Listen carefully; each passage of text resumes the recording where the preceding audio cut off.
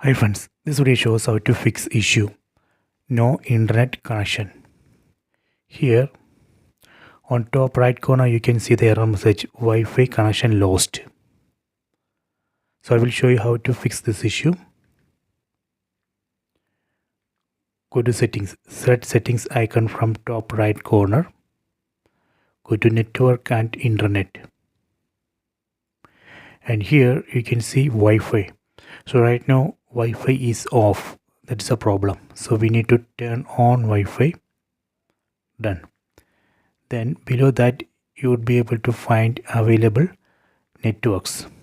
And here this is a network that I am using. Select it and connect.